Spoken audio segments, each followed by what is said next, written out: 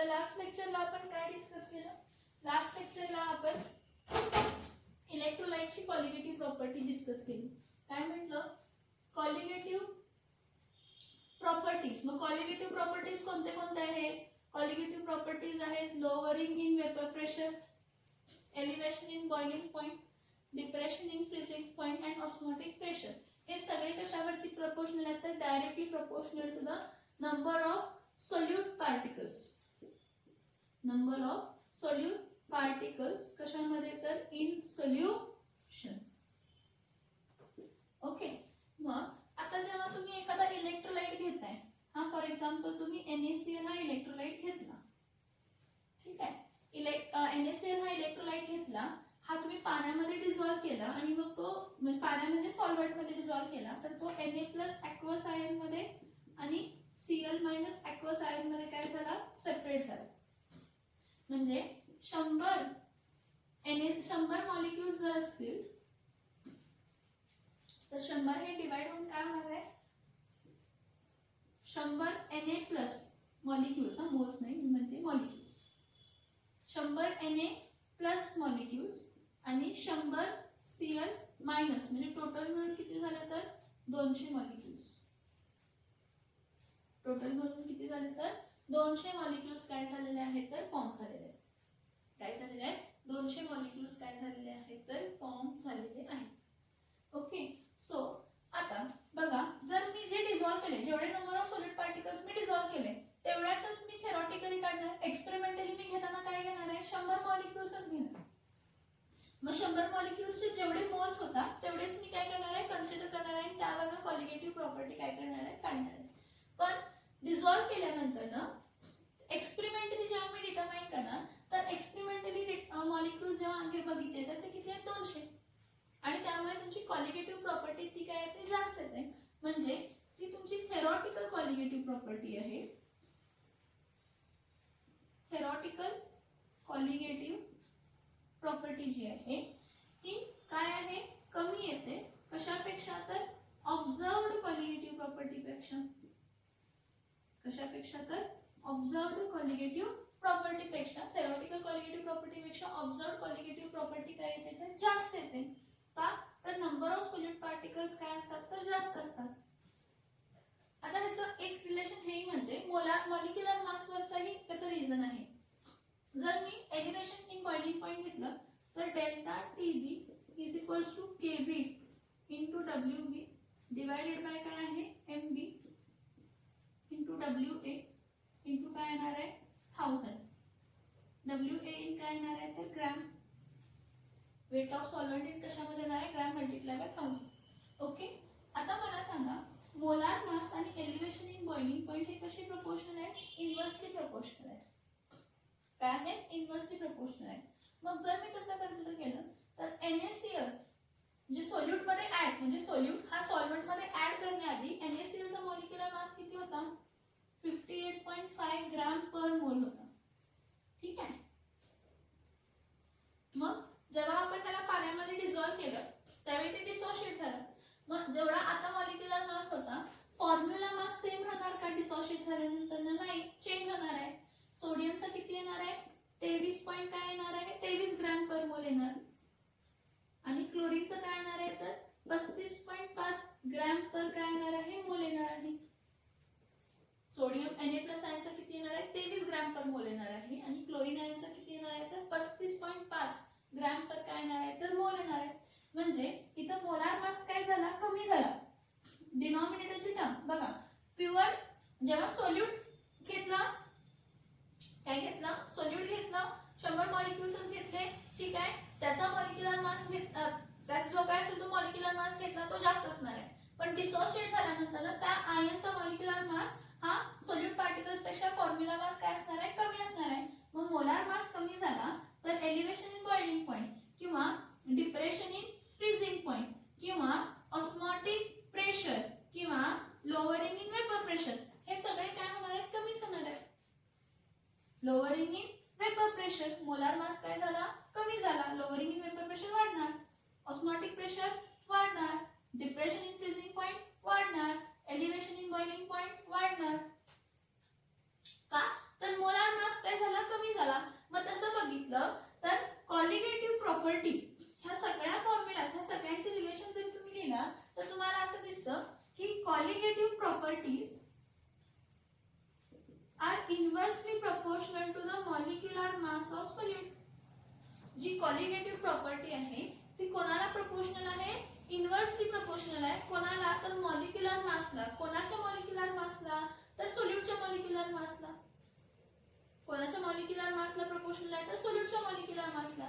म्हणजे आपण काय म्हणतो, ह्यावरून आपण काय म्हणू शकतो की जर मोलार मास कमी झाला डिझॉल्व्ड सोल्यूटचा तर कॉलिगेटिव्ह प्रॉपर्टी काय होणार आहे? वाढणार आहे. आणि मोलार मास जो एक्सपेक्टेड आहे त्यापेक्षा जर वाढला तर कॉलिगेटिव्ह प्रॉपर्टी काय होणार आहे? तर कमी होणार आहे. काय होणार आहे? कमी होणार आहे. समजते का? बघा ह्यापासून एक सिंपल लॉजिक म्हणू शकतो की when you dissolve an electrolyte in a solution that particular electrolyte get dissociated into constituent ions. मग हे जे काही कॉन्स्टिट्युएंट आयन्स आहेत जे डिसोशिएट झालेत त्यांचा मॉलिक्युलर मास काय झाला? पहिल्यापासून कमी झाला. एक्सपेक्टेड मॉलिक्युलर मास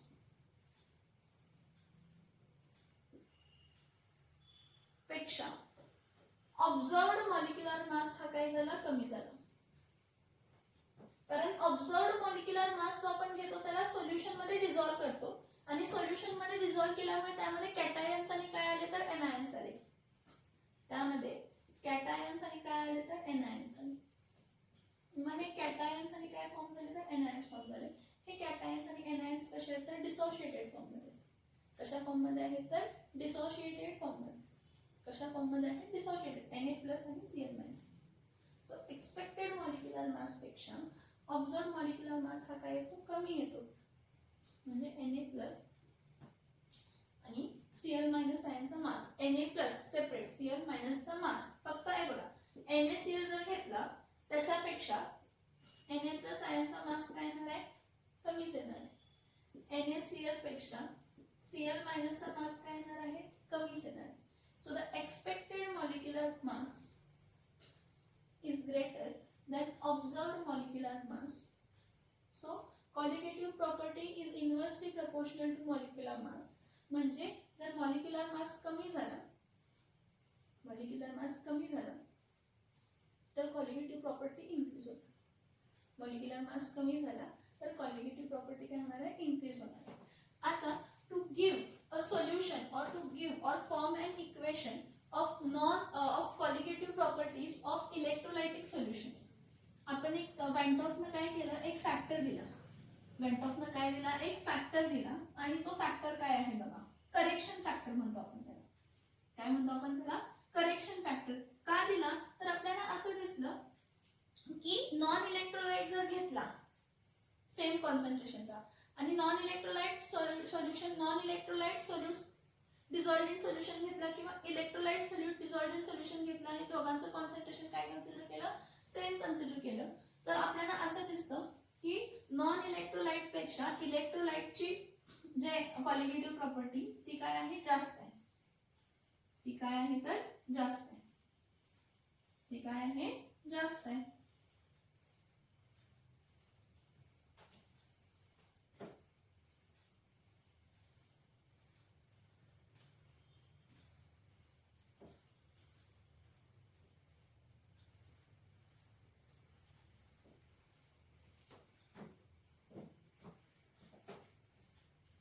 काय असणार आहे? तर जास्त असणार आहे. ठीक आहे. So to give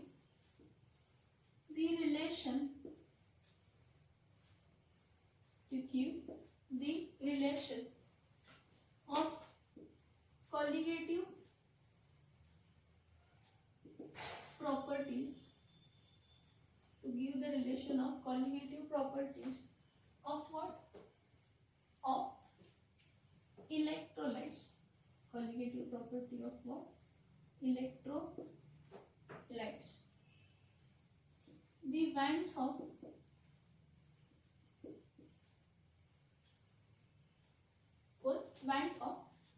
Hoff gave factor I. Van 't Hoff gave a factor I. That I is what? Van 't Hoff factor is what? Van 't Hoff factor is the ratio of observed colligative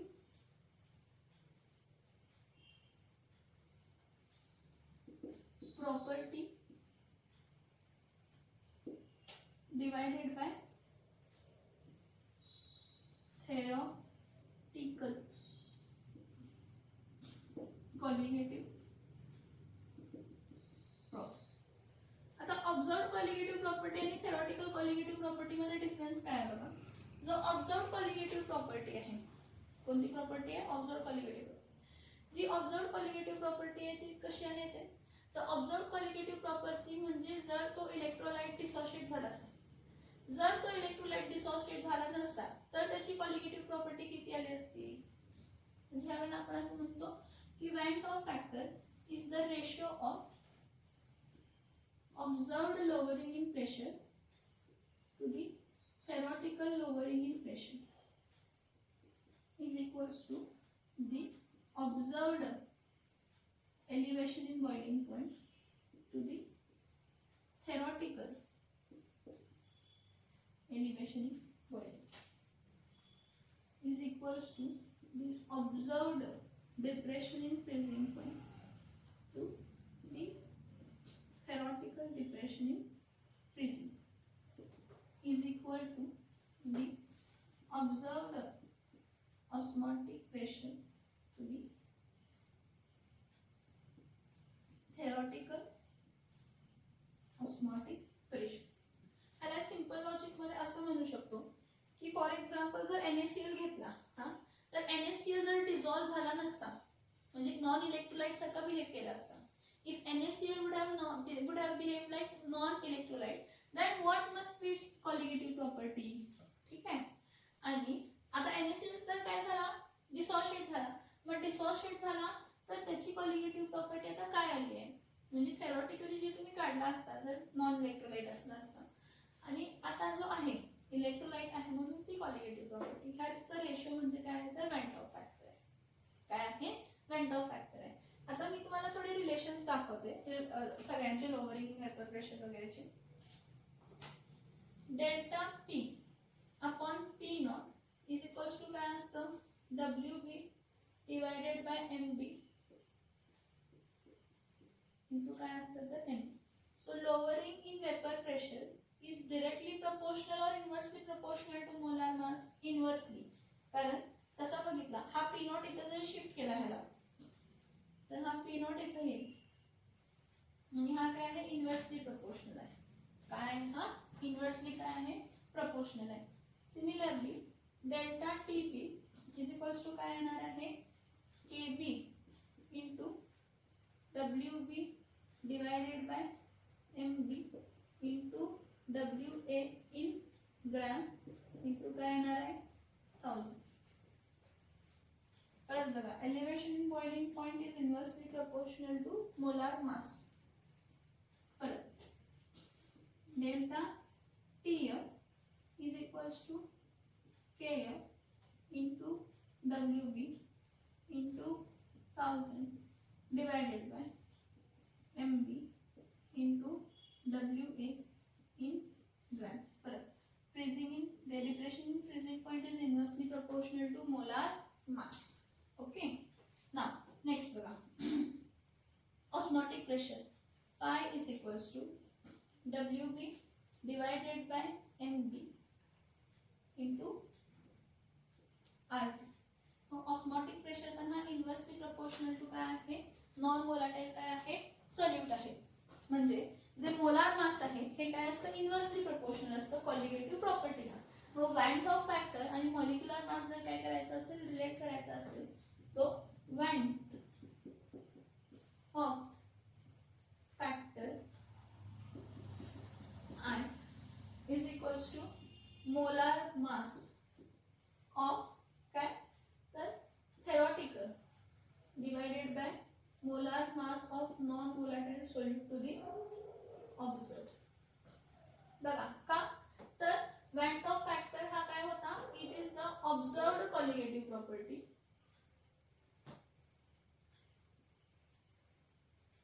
Ventov factor is what? Observed colligative property divided by theoretical colligative property. Ventov factor I is the ratio of observed colligative property to the theoretical colligative property. याचा जर inverse केला, कारण का observed colligative property is inversely proportional to molar mass. म्हणजे जर मी हा same दिला असता, observed colligative property is inversely proportional to the molar mass, म्हणजे एमबी काय येणार आहे, ऑब्झर्व्ड येणार आहे, divided by theoretical molecular mass साठी काय येणार आहे, एमबी काय येणार आहे, थेरॉटिकल येणार आहे. So molar mass of theoretical divided by molar mass observed. Molar mass theoretical to the molar mass observed is Ventov factor I. Is what? Ventov factor I. हे कोणी दिलं तर Ventov ने दिलं. कशासाठी? तर रिलेशन देण्यासाठी. कोणामधला रिलेशन देण्यासाठी? तर ऑब्झर्व्ड कॉलिगेटिव्ह प्रॉपर्टी आणि theoretical colligative property for electrolytes and non electrolyte. बघा, टू ऑब्टेन काय कॉलिगेटिव्ह प्रॉपर्टी कशाची, इलेक्ट्रोलाइटची, सोल्युशनच्या. कशाचं, बाय कोणतं रिलेशन यूज करून, non electrolyte. Ventov suggested a factor काय, तर आय हा सजेस्ट केला. तर डिफाईन काय केलंय की रेशिओ ऑफ काय डिफाईन केलं ते, colligative property of solution of electrolyte, म्हणजे observed colligative property divided by, हा इथं आणि तुमच्या टेक्स्टबुक प्रमाणे आणि डेफिनेशन दिली तर काय येऊ शकते, colligative properties of electrolyte in solution divided by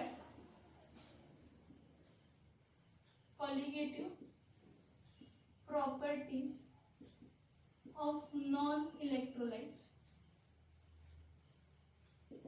in solution. Ventov factor I is given as, Ventov factor I, सोप्या भाषेत Ventov factor I is defined as the observed colligative property of a solution to the theoretical colligative property of solution. Observed colligative property कोणाची असते, colligative property of electrolytes in solution, आणि theoretical colligative property काय असते, colligative property of non electrolytes in what, solution. कशाची तर non electrolytes in solution. So Ventov factor I is delta P observed divided by delta P theoretical. Ventov factor I is delta TB observed to delta TB theoretical. Ventov factor I is delta TF observed to delta TF theoretical. Ventov factor I is osmotic pressure observed to the osmotic pressure theoretical. म्हणजे काय, ह्याची observed colligative property म्हणजे colligative property of vapour pressure, lowering in vapour pressure, कशाचं तर electrolytic सोल्युशनचं, divided by lowering in vapour pressure, कशाचं तर non electrolyte सोल्युशनचं, ज्यावेळी number of moles solid particles काय सेम. इथं फक्त डिसोशिएट होतात, इथं डिसोशिएट होत नाही कारण नॉन इलेक्ट्रोलाइट आहे. So Ventov factor I is the colligative property of electrolyte म्हणजे इलेक्ट्रोलाइट म्हणजे जो डिसोशिएट होतो. So colligative property of electrolyte solution म्हणजे ज्यामध्ये डिसोशिएशन झालं, divided by colligative property of non-electrolyte solutions. Then colligative property of elevation in, depression in freezing point divided of electrolyte. Depression in freezing point of electrolytic solution to the depression in freezing point of non-electrolytes in solution is equals to the osmotic pressure of electrolytes in solution to the osmotic pressure of non-electrolytes in solution. Osmotic pressure of electrolytes in solution to the osmotic pressure of non-electrolytes in solution. So, ह्यावरून आपल्याला असं दिसतं की delta TB is equals to WB into MA into P0 divided by MB into WA.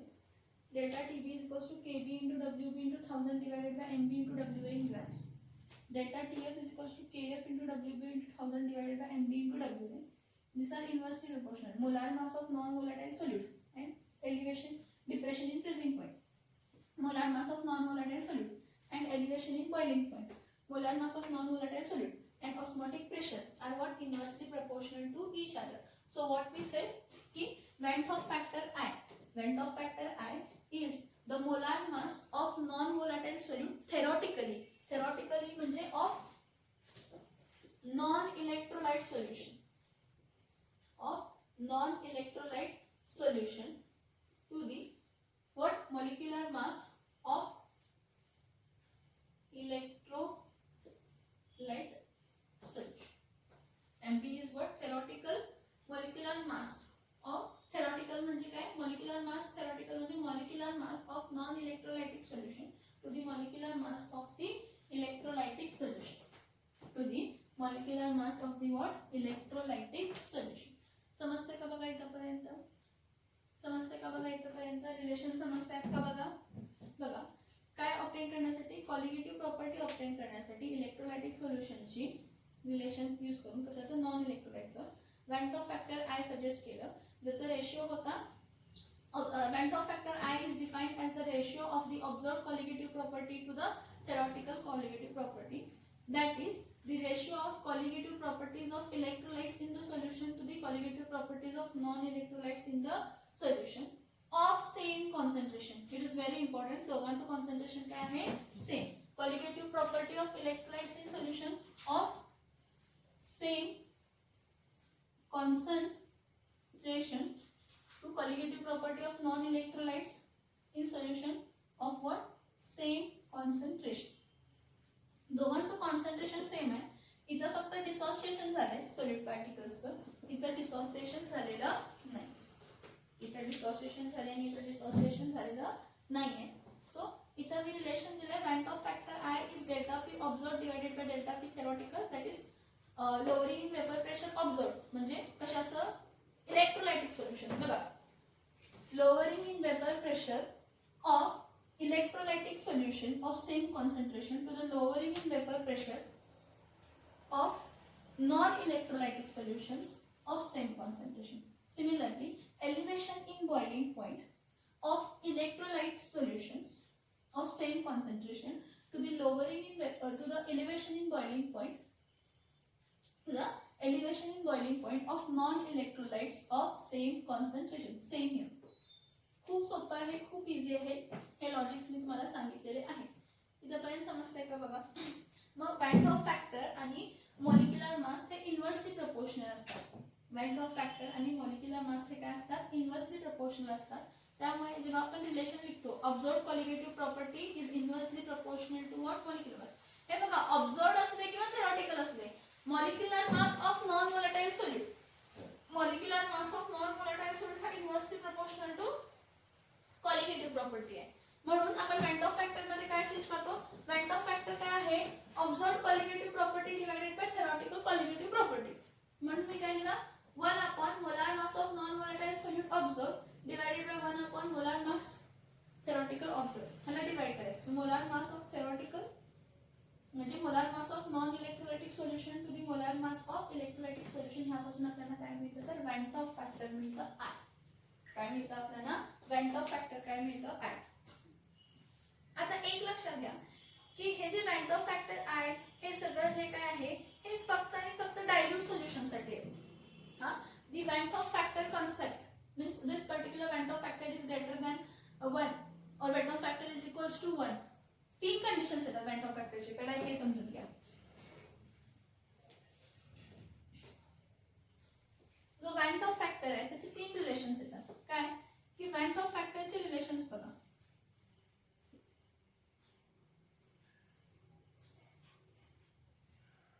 Van 't Hoff factor relations काय आहेत. एक तर जो Van 't Hoff फॅक्टर आहे आय आहे हा इज इक्वल्स टू 1 असेल. आय इज इक्वल्स टू 1 असेल तर तुमची जी कॉलिगेटिव्ह प्रॉपर्टी ऑब्झर्व्ड आहे आणि कॉलिगेटिव्ह प्रॉपर्टी काय आहे थेरॉटिकल आहे हे दोन्ही काय असणार आहेत same. I is equals to 1 म्हणजे हा दोन्ही व्हॅल्यूज काय आहेत सेम आहेत. ऑब्झर्व्ड कॉलिगेटिव्ह प्रॉपर्टी आणि थेरॉटिकल कॉलिगेटिव्ह प्रॉपर्टी दोन्ही सेम आहेत म्हणजे हे नॉन इलेक्ट्रोलाइट्स दोन्ही म्हणजे त्यामध्ये डिसोसिएशन किंवा असोसिएशन काहीच झालेलं नाही. Van 't Hoff factor I is equals to 1 where colligative property observed is equals to colligative property theoretical which states that no dissociation or no association of molecules in solution have took place. Vent of factor I is equals to 1 म्हणजे काय, त्या solution मध्ये जो solute आहे त्या सोल्यूटचं association भी झालेलं नाही, त्या सोल्यूटचं डिसोसिएशन भी झालेलं नाही.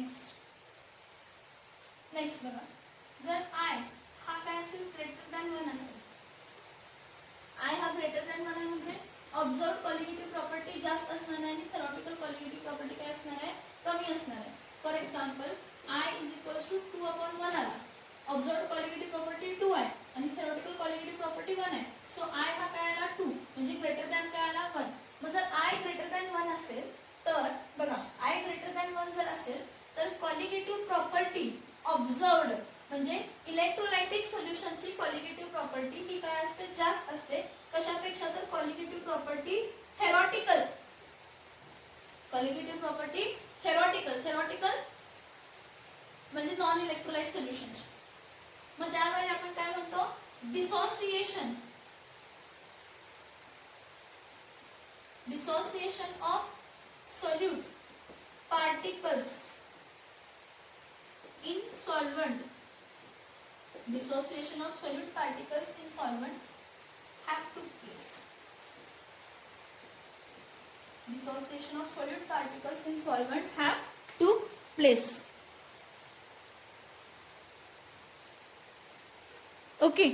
Now next बघा, जर I vent of factor हा लेस दॅन काय आहे 1 आहे, जर vent of factor less than काय आहे 1 आहे, if vent of factor is less than 1, जर vent of factor काय आहे लेस दॅन काय आहे 1 आहे, तर तुमची ऑब्झर्व्ड कॉलिगेटिव्ह प्रॉपर्टी ऑब्झर्व्ड ही काय आहे, कमी आहे. कॉलिगेटिव्ह प्रॉपर्टी ऑब्झर्व्ड ही काय आहे, कमी आहे. कशापेक्षा तर कॉलिगेटिव्ह प्रॉपर्टी थेरॉटिकल. मग कधी असते हे अजून आपण बघितलं नाही. कधी असते, when association of solute particles have took place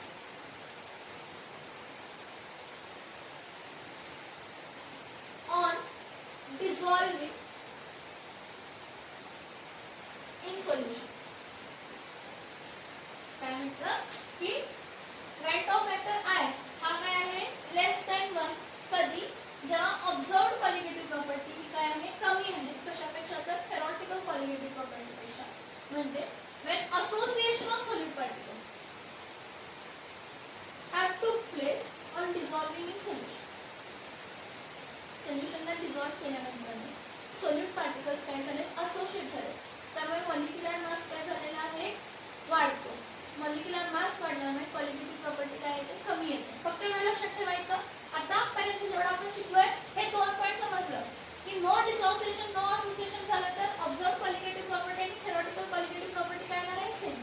ऑब्झर्व्ड colligative property म्हणजे ज्यामध्ये इलेक्ट्रोलाइट डिसोसिएट झालं, थेरॉटिकल कॉलिगेटिव्ह प्रॉपर्टी म्हणजे ज्यामध्ये इलेक्ट्रोलाइट डिसोसिएट झाला नाही, म्हणजे हा नॉन इलेक्ट्रोलाइट्स आणि हा कशासाठी आहे तर इलेक्ट्रोलाइट्स. हा इलेक्ट्रोलाइट साठी आणि हा कशासाठी आहे तर नॉन इलेक्ट्रोलाइट साठी. मग जर वेंट ऑफ फॅक्टर I हा ग्रेटर दॅन काय असेल, वेंट ऑफ फॅक्टर I हा ग्रेटर दॅन 1 असेल तर कधी येणार आहे, जेव्हा डिसोसिएशन झाले सोल्यूट पार्टिकल्सचं सॉल्व्हेंट मध्ये डिसॉल्व्ह केल्यानंतर. सो कॉलिगेटिव्ह प्रॉपर्टी ऑब्झर्व्ड ही ग्रेटर दॅन काय आहे, कॉलिगेटिव्ह प्रॉपर्टी थेरॉटिकल.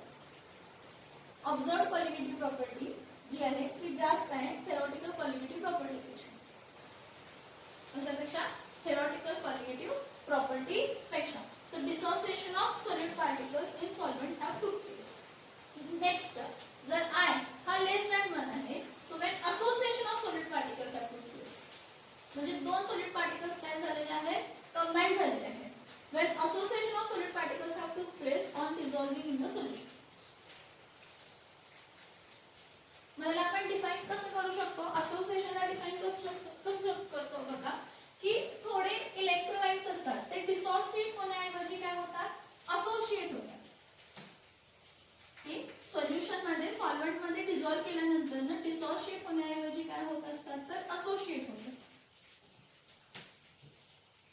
पुन्हा एक पॉईंट एकच.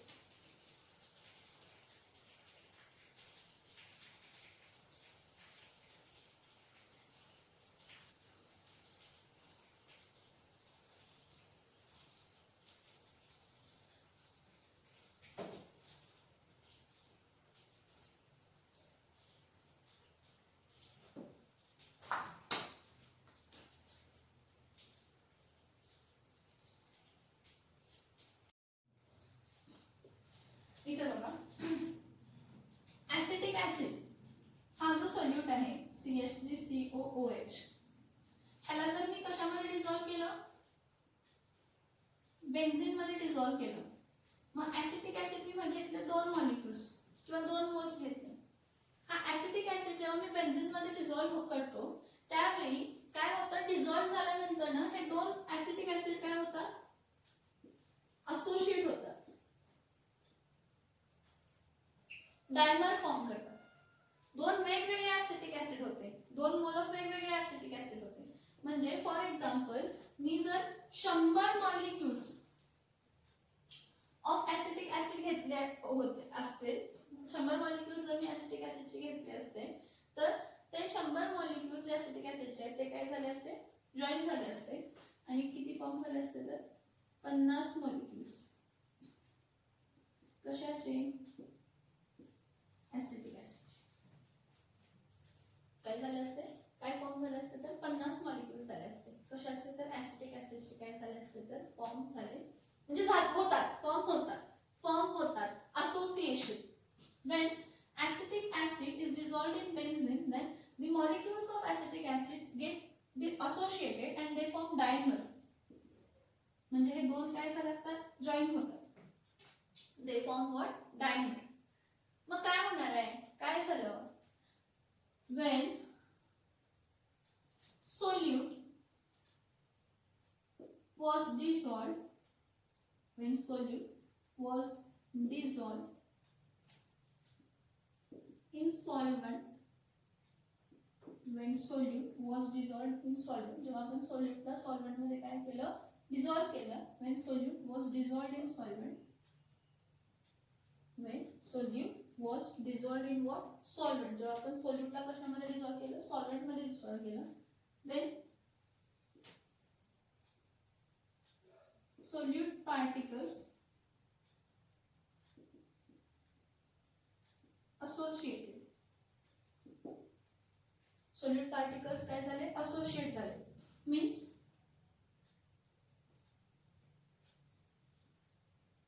due to association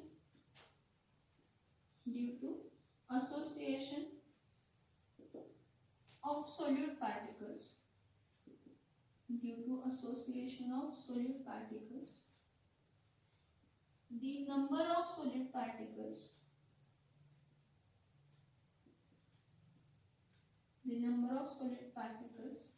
decreased, the number of solute particles decreased after dissolving. Number of solute particles काय झाले, decrease झाले after dissolving. जेव्हा तुम्ही सॉल्व्हेंट मध्ये काय केलं, डिसॉल्व केला, तर सोल्यूट पार्टिकल असोसिएट झाले, म्हणजे काय झालं, तर due to association of solute particle, solute पार्टिकलच्या असोसिएशन मुळे नंबर ऑफ सोल्यूट पार्टिकल्स काय झाले, कमी झाले after dissolving, which causes what, decrease, which causes decrease in a colligative property, which causes decrease in colligative property. याचं meaning काय आहे की ह्या वेळेला काय होतं की जी ऑब्झर्व्ड कॉलिगेटिव्ह प्रॉपर्टी येते, जी ऑब्झर्व्ड कॉलिगेटिव्ह प्रॉपर्टी येते ती काय असते, तर कमी असते.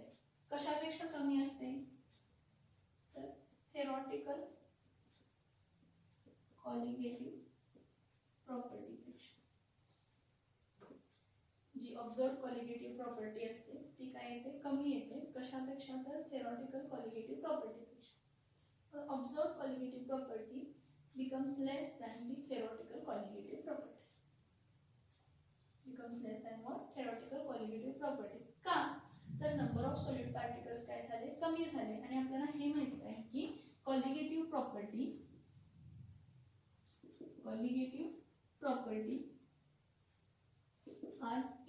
are directly proportional to the number of solute particles. मग सम केसेस मध्ये काय होतं की जेव्हा तुम्ही सॉल्व्हेंट मध्ये डिझॉल्व्ह करताय तर त्या सॉल्व्हेंट मध्ये तो सॉल्यूट आहे तसा राहत नाही, पण तो कंबाईन होतो, असोसिएट होतो, रिॲक्शन नाही होत, फक्त कंबाईन होतो.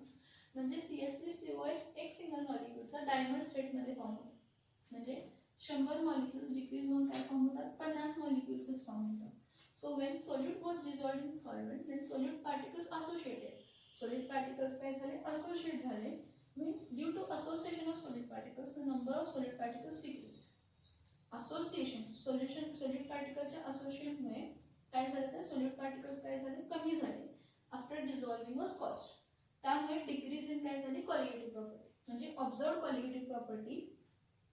Observed colligative property म्हणजे काय? जेव्हा तुम्ही solid particles टाकला त्यानंतर त्यांचं असोसिएशन झालं, ती त्यापासून जी आलेली कॉलिगेटिव्ह प्रॉपर्टी आहे, म्हणजे ती लोअरिंग इन वेपर प्रेशर असू दे किंवा एलिव्हेशन इन बॉइलिंग पॉइंट असू दे किंवा डिप्रेशन इन फ्रीजिंग पॉइंट असू दे किंवा ऑस्मोटिक प्रेशर असू दे, ही काय होती? कमी आली. कशापेक्षा? जी एक्सपेक्ट केलेली. काय आलेली? कमी. ऑब्झर्व्ड म्हणजे एक्सपेरिमेंटल कॉलिगेटिव्ह प्रॉपर्टी. कशापासून? तर हे बघा, एक्सपेरिमेंटल कॉलिगेटिव्ह प्रॉपर्टी पेक्षा थेरॉटिकल म्हणजे काय म्हणू शकतो आपण? कॅल्क्युलेटेड. म्हणजे जी आपण थेरॉटिकली पुट केली, म्हणजे 100 मोल्ससाठी कन्सिडर करून पुट केली. सो जी थेरॉटिकल कॉलिगेटिव्ह प्रॉपर्टी आहे, म्हणजे कॅल्क्युलेटेड कॉलिगेटिव्ह प्रॉपर्टी आहे, ही काय आली तर जास्त असते. कशापेक्षा? ऑब्झर्व्ड पेक्षा. कारण का? ऑब्झर्व्ड कॉलिगेटिव्ह प्रॉपर्टी मध्ये नंबर ऑफ सॉलिड पार्टिकल्स काय झाले? कमी झाले. So colligative properties are directly proportional to number of solid particles.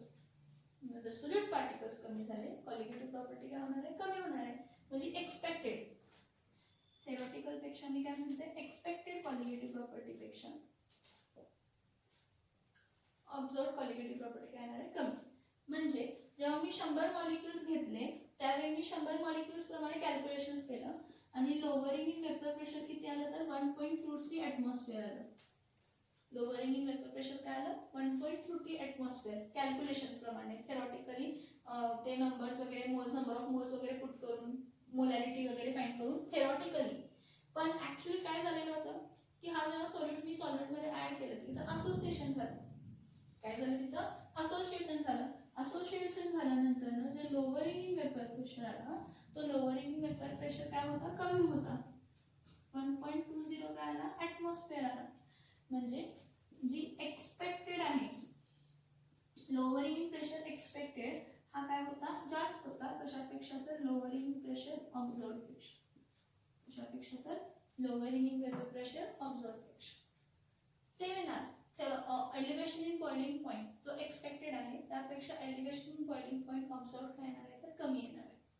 म्हणून आपण ह्या सगळ्या फेनॉमिनन्सवरून सांगितलं की जेव्हा ऑब्झर्व्ड कॉलिगेटिव्ह प्रॉपर्टी, मग ती डिप्रेशन इन फ्रीजिंग पॉइंट असू दे, एलिव्हेशन इन बॉइलिंग पॉइंट असू दे, लोअरिंग इन वेपर प्रेशर असू दे किंवा ऑस्मोटिक प्रेशर असू दे, जी ऑब्झर्व्ड कॉलिगेटिव्ह प्रॉपर्टी असते ती काय असते? कमी असते. कशापेक्षा? तर theoretical.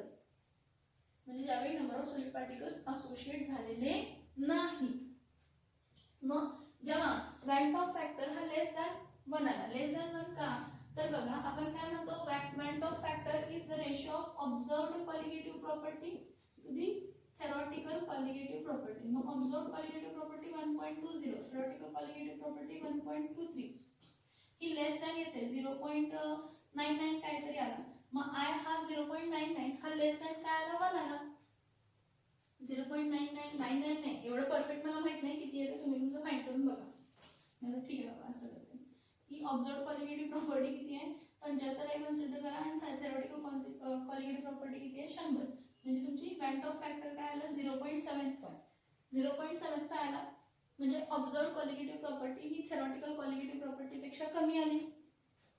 Watt of factor is equals to 1 आला नाही, त्यापेक्षा कमी आला.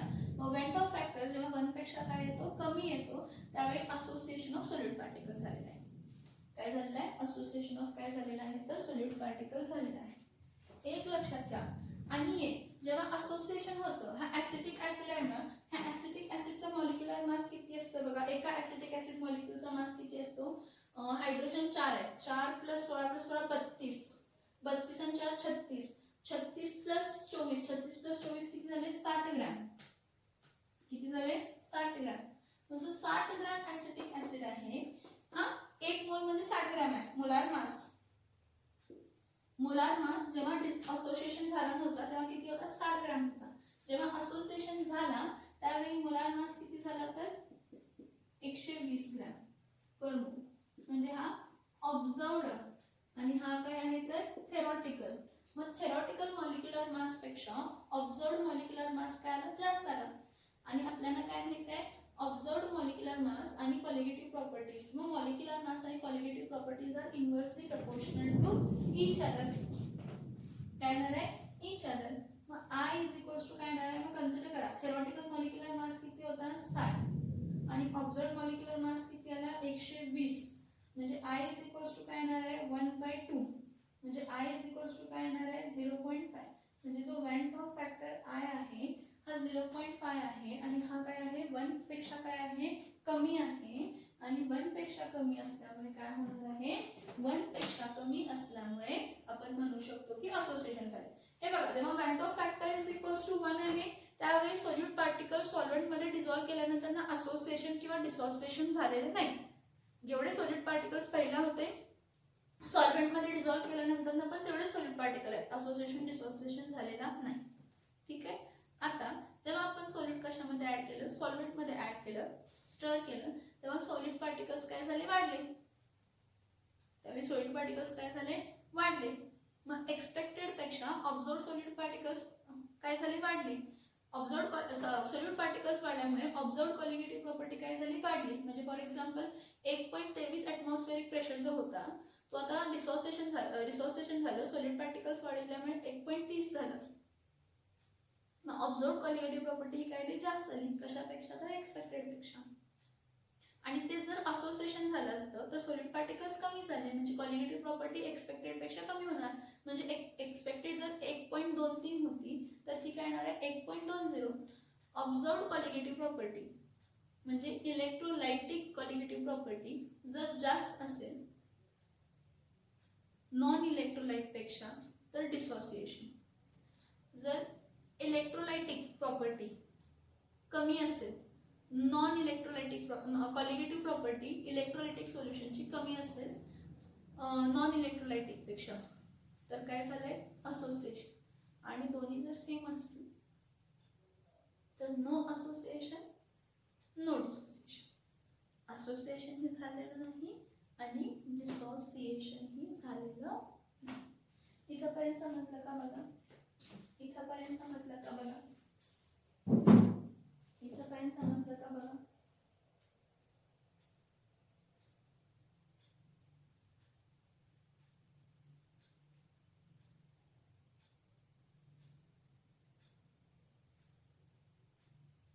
ऍक्च्युली इलेक्ट्रोलाइट्स जरी असले आणि त्याचं कम्प्लीट डिसोसिएशन कधी होतं, जेव्हा ते खूप डायल्यूट आहेत, इन्फानाइटली डायल्यूट आहेत.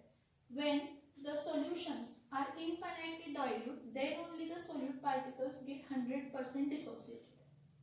Get 100% dissociated. मी असोसिएशन सांगितलं आणि मी डिसोसिएशन सांगितलं. जे पर्टिक्युलर ऍसिटिक ऍसिड आहे हा वीक ऍसिड आहे, वीक ऍसिड आहे. ऍक्च्युली त्याचं डिसोसिएशन होण्याऐवजी त्याचं काय झालं, असोसिएशन झालं. असोसिएशन झाल्यामुळे मॉलिक्युलर मास वाढला, मॉलिक्युलर मास वाढल्यामुळे कॉलिगेटिव्ह प्रॉपर्टी काय झाली, कमी झाली. काय झाली, कमी झाली. आता हे जे काही इक्वेशन्स आहेत म्हणजे वेंट ऑफ फॅक्टर आपल्याला मिळाला. मग जर असोसिएटिंग सोल्यूट असू दे किंवा डिसोसिएटिंग सोल्यूट असू दे, म्हणजे इलेक्ट्रोलाइटिक सोल्युशन असेल म्हणजे इलेक्ट्रोलाइट्स असतील, जो आपण सोल्यूट ऍड करतोय तो कोण असेल, जो आपण सोल्यूट ऍड करतोय तो कोण असेल तर इलेक्ट्रोलाइट असेल. जो आपण ऍड करणारा सोल्यूट आहे तो काय असेल, इलेक्ट्रोलाइट असेल. तर आपण काय करतो,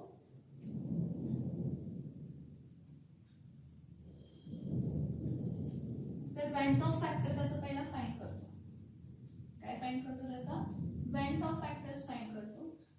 वेंट ऑफ फॅक्टर पासून त्याचे रिलेशन्स काय करतो तर आन्सर आउट करतो.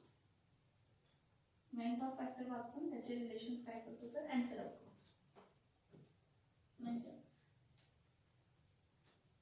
डेल्टा पी काय delta P?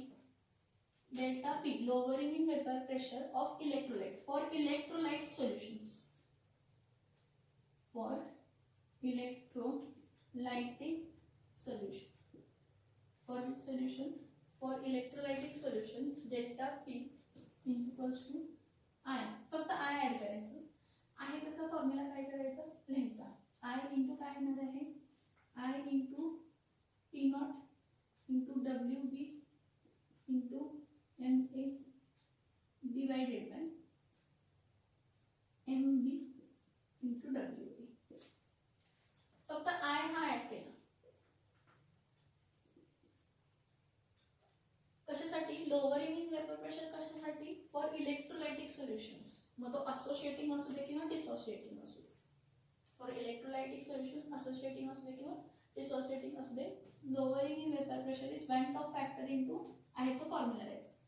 Next elevation in boiling point is multiplied bye went of factor into इथं काय येणार आहे मोलॅरिटी. इथं काय असणार आहे KB into WB divided by MB into WA in grams असे मल्टिप्लाय बाय 1000 करायचं.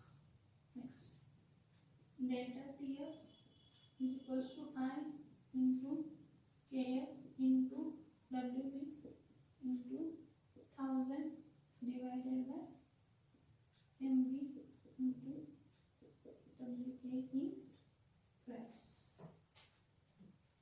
Similarly, osmotic pressure I is equals to osmotic pressure is equals to I into WB RT divided by काय येणार आहे MB. कशासाठी? For electrolytic solutions. Electrolytic solution साठी हा formula use करणार. त्यामध्ये वेंट ऑफ फॅक्टर माहित असायला पाहिजे. Van't of factor is the ratio of observed colligative property to the theoretical colligative property or it is the ratio of molecular mass theoretical divided by molecular mass observed. जेवढे काय मी तुम्हाला relation सांगितले, जेवढे काही formula सांगितले, जेवढे काही equation सांगितले त्या टॉपिक मध्ये सगळे इम्पॉर्टंट आहेत आणि सगळे तुम्ही लिहून काढायला पाहिजे. कारण जेव्हापर्यंत तुम्ही लिहित नाही तुमच्या डोक्यात काही काही काही बसत नाही. जेव्हापर्यंत तुम्ही लिहित नाही तेव्हापर्यंत तुमच्या डोक्यात काही काही बसत नाही. त्यामुळे प्लीज